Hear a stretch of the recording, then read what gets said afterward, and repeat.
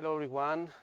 We're going to start with the OSM Architecture. I'm Guillermo Calvino. I'm the MDL of N2BC module in OSM. And here I want to just provide a quick view on what are the modules in OSM, what are they for. Yeah, let's start.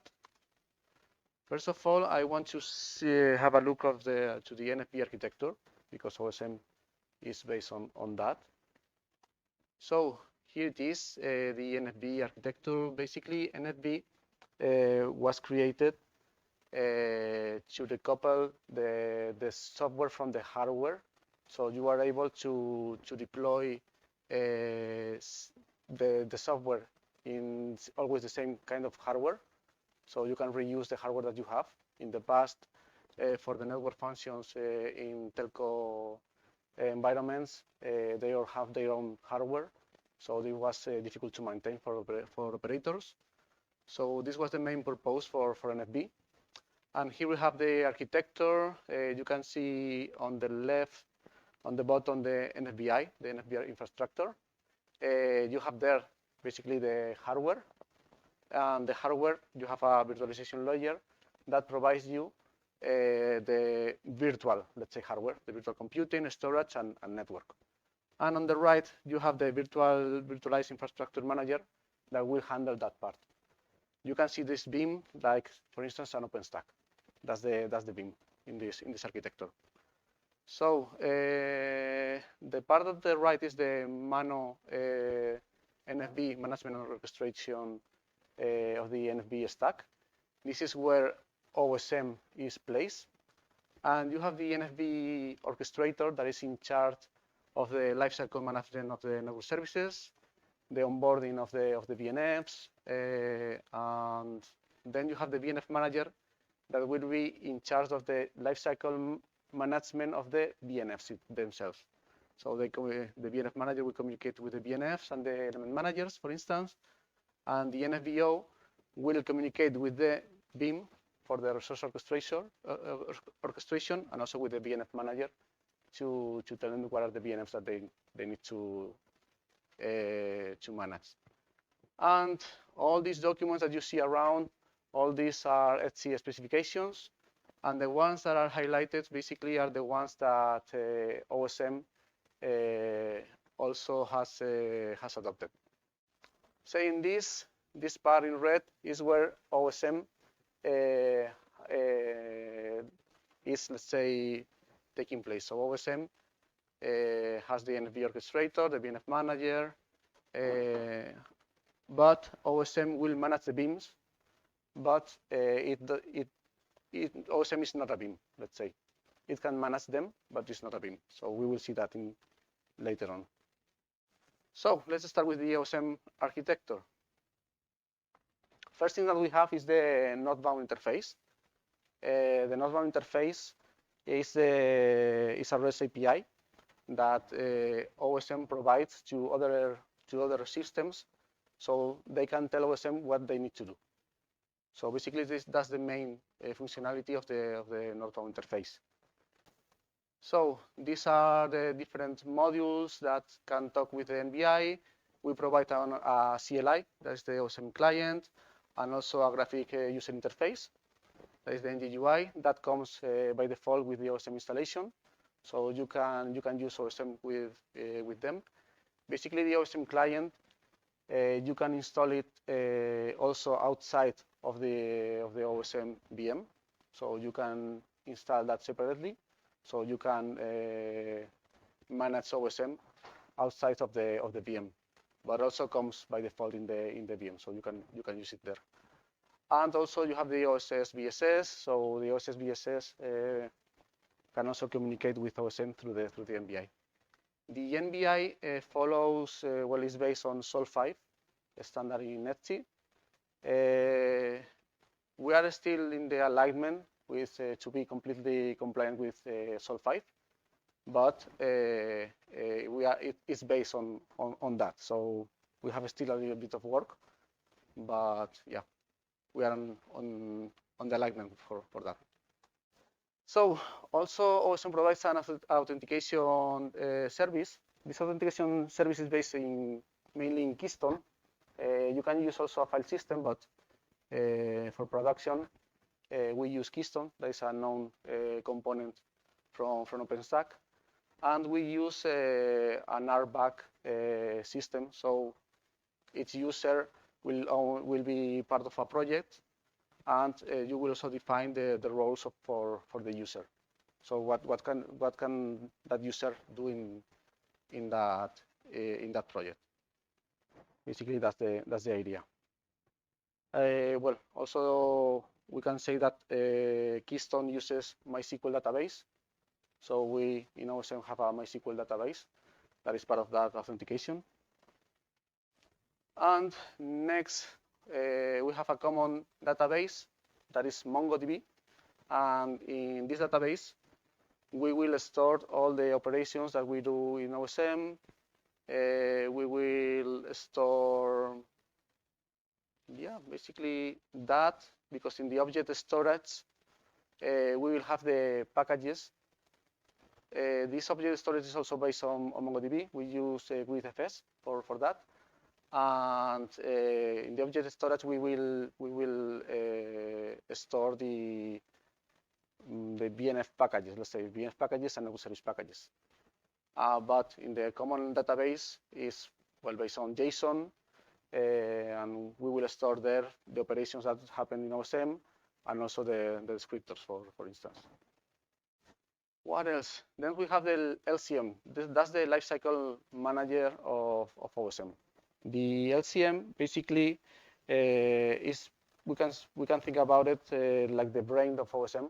So when, for instance, an instantiation operation happens, is the LCM who manages that operations. It will manage the lifecycle of any operation in OSM. So that communication happens through a Kafka bus. So NVI will write a message in that bus, and LCM will read it from that message queue. And that's the way they work. So next one, we have the resource orchestration. This component will communicate with the BIM, with the virtual infrastructure manager. So LCM will ask a row for some components. We have seen that in the architecture of NFV, and basically a row will ask the BIM to create the resources that are needed. Could be, for instance, virtual machines, but also the networking for a SDN controller. We can see it here to communicate different VMs through this SDN controller. So that's the idea of the resource orchestration. So we have also this component that is a VCA. So once we have a VM deployed, OSM is capable of doing some operations over it, day one and day two operations, and this is done through the VCA. I cannot, I don't know if Gerardo, you can help me. What's the meaning of VCA? VNF configuration and abstraction. That's the name of the module. Basically, it will create some execution environments here, and the execution environment will manage the VM. So the idea is that we can, for instance, I don't know, if we need to do a backup or other operations are done through this mechanism. So another thing that this module, sorry, I forgot to say something. This N2VC that you see is a library that is used to talk to VCA. And basically, that is used for those deployment of the execution environment, and also to manage KNFs. So the KNFs in OSM are managed through this library. And this library will use a case cluster to deploy containers, container-based network functions. Everything clear until here? Any question? No? So next thing, we have also one module, monitoring module, that is capable of getting metrics and store that in a Prometheus database. This is the TSDB database that you can see there. And yeah, basically you can get metrics from the beam. You can get the CPU of the VMs that you are deploying. You can get the memory consumption, things like that. And also you can get metrics from the beam itself. What is the status of that beam, or from the SDN controllers. And apart from that, we have a policy module that will be in charge of things like scaling one of the VMs in case the monitoring module checks that let's say the CPU is higher than a threshold, for instance. So this will be used for things like automatic scaling, this POL module. So another component that we have here is Grafana. So we can create dashboards, and we will use this module to see the dashboards that we have previously created. And yeah, basically that's it. That's the architecture, the basic architecture of OSM. So what we can see here, the Sol5 base NBI, we say here that is decoupled from LCM.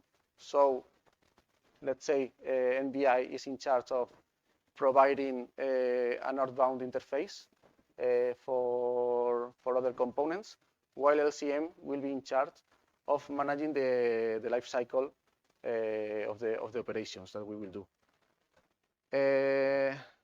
Well, we have said also the second point, that is the end-to-end orchestration through the LCM.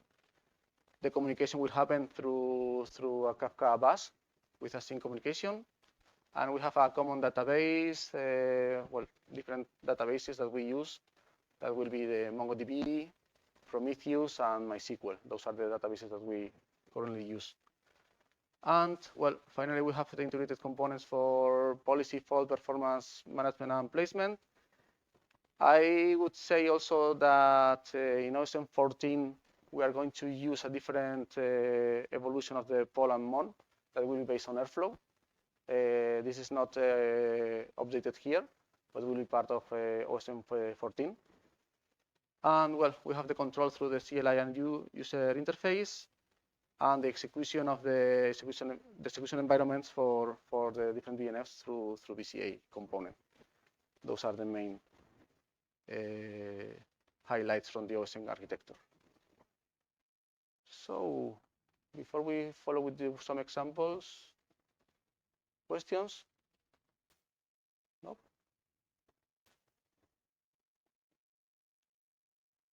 So this is one example. Basically, these are the identity and segment operations. Basically, it's the creation of users, of projects, these kind of things. This can be done through the MBI. We have the API call where we will be asked for a new user, for instance. So we can do it in two different ways. One will be through the MongoDB or the Keystone part. That is the one that's used in production. If we go through the Keystone part, we will talk to Keystone, and Keystone can integrate with LDAP. That's something that is also optional, but it's done in production environments. And yeah, we will talk with MySQL to store and do the changes in the database. And basically this is a really basic workflow. You can see that LCM for this use case is not used because we don't have, let's say, BNFs in place here. It's just, let's say, system or user management. Next one will be uploading a package. You have a BNF package or a network service package. You can do it through the CLI with this command, OSM network functions package create. And you can do it through CLI or user interface. You will talk with NBI. And after that, you will storage the packages in the object storage. So this will be with MongoDB, but with grid FS, sorry. And also the operations and the descriptors will be stored in the Mongo database. Okay. Again, here we are not deploying a BNF, so LCM is not involved in this workflow. Next one, adding a BIM or SDN controller. This is a bit more complicated. So when you do that, as usual, you do the call to the MBI. The MBI will send the message through Kafka. We are seeing that that next thing is LCM, but that communication is done through Kafka. It's asynchronous, and we'll send that the message that I'm creating a new BIM. So there will be some storage done in Mongo, and the LCM will get that request from Kafka, and will send that communication directly to Arrow, because the communication between LCM and Arrow is not yet done through Kafka. Something that we are working on, but it's not yet done. And well, basically the Arrow will need to have the information from the BIM, and it will be stored. And yeah, basically that's the part of the creation. But apart from that, Mon also will listen for that event in the Kafka bus, and it will do some monitoring on the status of that BIM. So in case Mon can reach that infrastructure, it will mark that as enabled. If it cannot, it will be in a failed status. Okay. And well, with that information, we can check that information also in Grafana. So next one is adding a case cluster. This is similar. The main difference here is that Arrow is not involved here, because Arrow is not in charge of creating CNFs. The module in charge of that will be BCA. Well, will be LCM, sorry, through the N2VC module. And well, it will be the same. NBI will store some data in the database, and will send a message through Kafka. LCM will get that message, and LCM will do some initialization of the cluster. Will be done through the N2VC library. If it's for the Helm